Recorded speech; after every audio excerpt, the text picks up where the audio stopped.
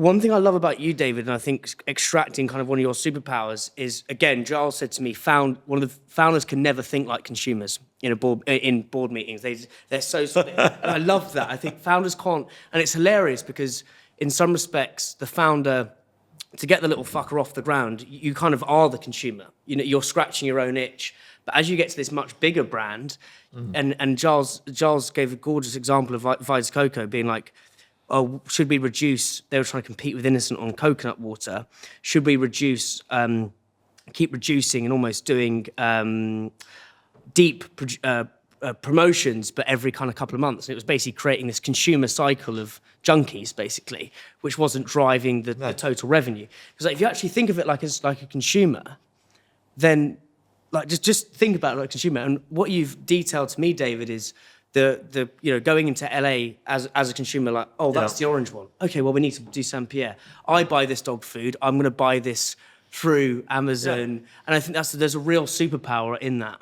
Well, I think it's a bit like you can be baffled by intellectuals, but you always have to remember just to use your common sense. And you hear these things and you think, God, I'm not really understanding where they're going with this argument. But my common sense says that's a stupid idea. I think that's a stupid idea because of this. So it's always better to sort of try not to get lost in the intellectualization of the bit and just. That's what I do all the time. I get lost in my curiosity seas of my own brain. But in terms of effective board meetings, and again, we will jump around here, as I think this is a big part of building these brands. Yeah. How do you prepare for a board meeting? Like, what do you think is the most 1, 2, 3 important things on the agenda? Wow. Well, I think meetings generally, whether it's a board meeting or it's a leadership team meeting or you're going along to the marketing meeting, it sounds obvious, but having an agenda is quite a good start. Not everyone has an agenda. But if I was thinking about my monthly board meeting, I normally start by reiterating the point we're trying to make the company more valuable. So everything we're going to decide today, just bear that in mind. And then we always start with the numbers. So how did we do last month financially?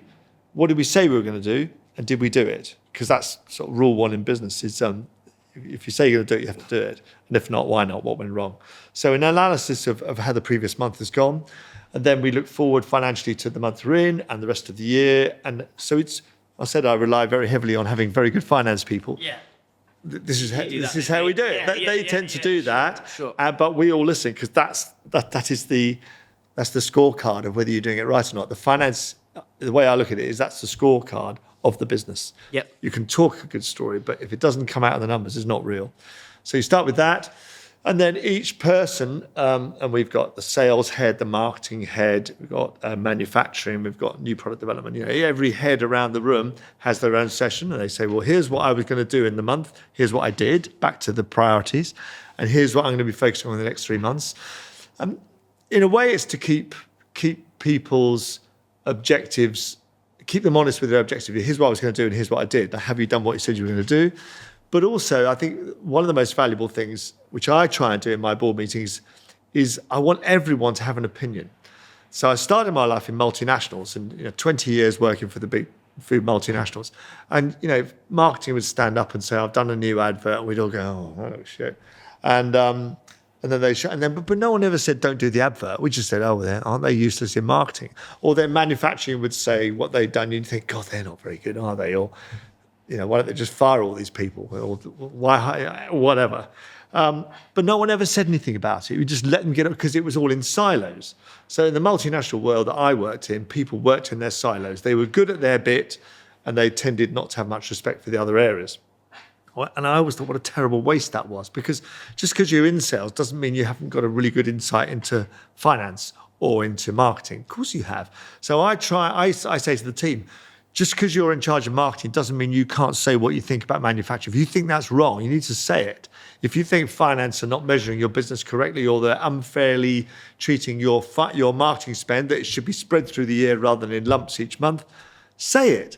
So I really encourage everybody to have an opinion on everything, which takes a bit longer than it would do if you just shut up. But there's nothing worse than sort of just being quiet while someone presents, then muttering about it later on while you're having a And how do you manage conflict in a productive, focused way? without it getting into sort of the, argy-bargy of like, oh, that's a shit idea, or... I think maybe I'm just lucky. I've worked with people who are good, and I do have a no-wanker rule. I mean, there are lots of people in life who are very good, but they're awful, and I don't work with them. So Yeah. It's only All Blacks. I only hire people that are good and actually nice as well, because you spend an awful lot of time with them. So maybe we've ended up with people that are decent and nice people. Yeah. But I do want to come back and talk about entrepreneurs, talk about decent and nice people. I do want to say about entrepreneurs. Go around. Because I've worked with a number of entrepreneurs. And you were saying that, I think it was Giles was saying that, you need to sort of deal with them. They are fascinating people, and they're different. And what they do, most people could never do. In fact, people often say to me, God, they're a bit odd, aren't they? So, well, the reason they're odd is that this person here started with nothing, it was just a genesis of an idea, but nothing, and they've just sold it for £150 million or £300 million. That's not normal, is it? No, well, don't expect them to be normal. So entrepreneurs aren't normal, they're very abnormal in a wonderful way, in a creative, intelligent, stimulating, and ultimately, wealth creating way. They're amazing people, but they're not normal. And so it's quite a challenge. Well, yeah, so that's a challenge. So that almost kind of, to explore that through the specific lens of a board meeting, where it's like, let's get everyone's opinion, and because you're not siloed off, but then the founder can come in like a bull in a china shop and be like, well, that's fucking shit, like, or get into the weeds, and that can be cantankerous to say the least. Yeah. How do you sort of kind of keep the bull in check? Without the no-wanker rule. No, you don't have to work with them. I mean, but I'm sure there are some entrepreneurs out there that are impossible to work. Well, I would find it impossible to work with, but I've been lucky that I've always ended up working with people who I respect, and as I say, they do things I could never do. I couldn't start anything from nothing. Yeah. All I do is take something that's already going quite well and make it a bit better. That's my role in life. They've created it, they've got it going, it's doing really well. How can I make it just a bit more successful? And that's where I come in. So I suppose I probably self-select the entrepreneurs out that I can't work with, because I can't do my job unless they want me there. And typically I get approached. I don't bulldoze my way in and say, well, I think your brand's lovely, can I buy it? Why don't you push off and let me run it for you? Typically people, in almost every instance, people have approached me and said, I've heard of you. None of the people we really want to work with us. So you actually buy the brand off them yourself? Or do you have, how does that work?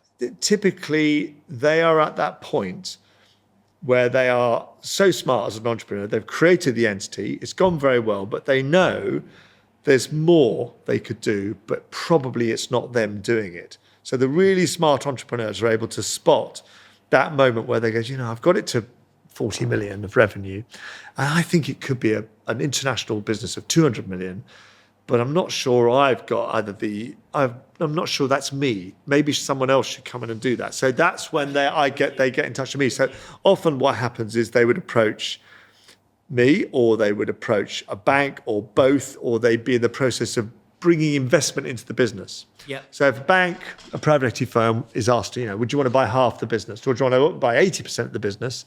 They're not going to buy it unless there's a proven exec that comes in as well. So they'll say, I'll buy 80% of your business, or buy your business, but we need a chairman to come in and who's done it before. So David will come and do that. Yep. So I buy a bit of the business, they buy a bit of the business, and I come in as a chairman or chief exec.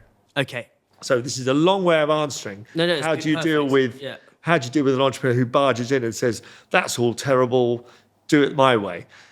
By the time I'm involved, they've already decided it's probably a good idea to ask someone else's opinion. Espressos is sponsored by supply chain software gurus Unleashed. It talks to your e-com and accounting software. It's helped islands cut admin time in half, get granular clarity on your margins, know where your stock is, don't miss availability. Brands like Candy Kittens, Tiny Rebel and Trip all use Unleashed, and so should you.